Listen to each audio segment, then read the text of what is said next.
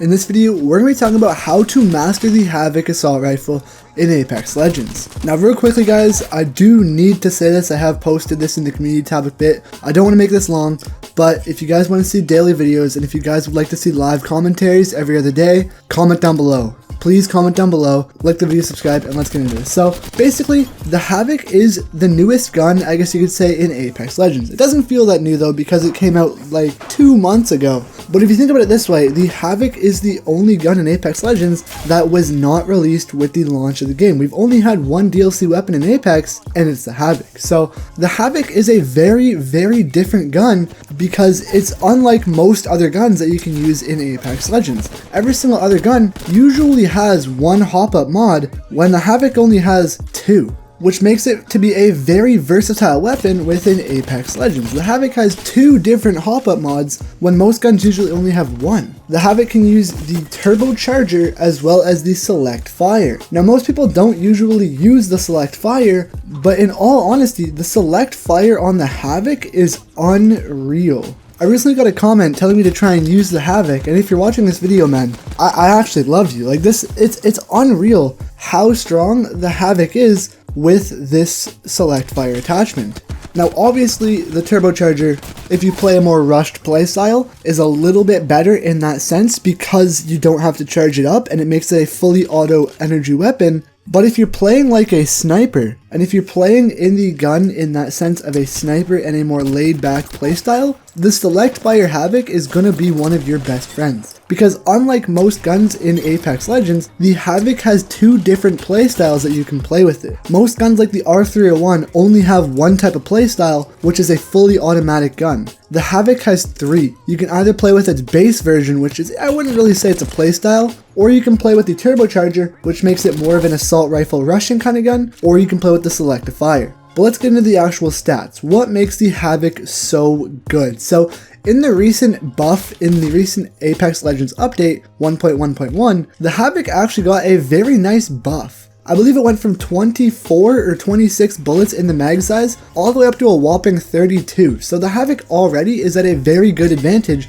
compared to most guns when you counter in the 32 energy rounds in the actual mag size. Now it does take energy rounds, so it's going to be a little bit harder to find those around the map, but it does do a significant amount of damage. If you hit them in the body, it does a solid 18, which is pretty much almost similar to what the Spitfire does. It's just 2 less than what the Spitfire does. If you hit them in the head, it does a whopping 36, and then if you hit them in the leg, it does 13.5 damage per second. The headshots are what is going to get it. All you have to hit is 3 headshots to basically down an enemy without any armor on. It's ridiculous. So if you hit 3 headshots, you get the kill. You automatically get the kill. And if you have the turbocharger, it makes it way easier because obviously you don't have to shoot it for as long. But here's where the select fire comes into play. So instead of hitting them for 18 and shooting 1 bullet at a time, what the select fire actually does is it requires you to charge it up. But if you use the Havoc as your sniper rifle instead of using something like a Kraber or a triple take or a DMR,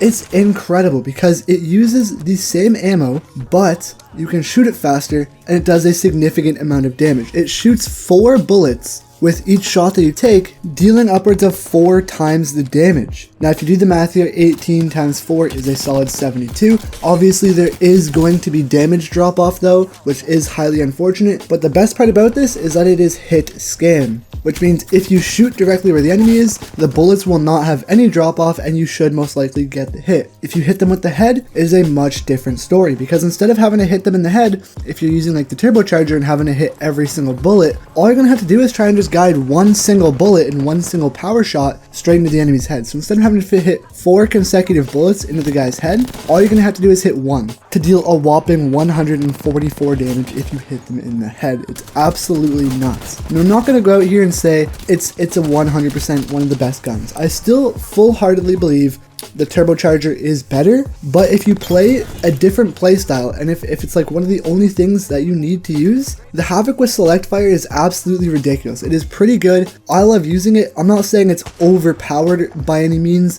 but it is still really good. I do think you guys should give it a try. Now, the tactical and full reload is 3 seconds and 20 milliseconds for both, so it doesn't really matter if you tac reload it, which is basically when you reload with ammo still in the clip. You can get a full reload off and you still rifle will be able to reload at the same time. The DPS is 201.6, which is really good. The fire rate is 11.2 when it is in fully auto, and then 1.7 with single shot. Charge up time is half a second, so it's not really that bad. It does feel like a while when you're in the game though, and the turbocharger does help it out a lot. The projectile speed is 30,500, which is pretty good. I believe it's pretty similar to the triple take and the G7 in that sense, as well as the R301, I believe.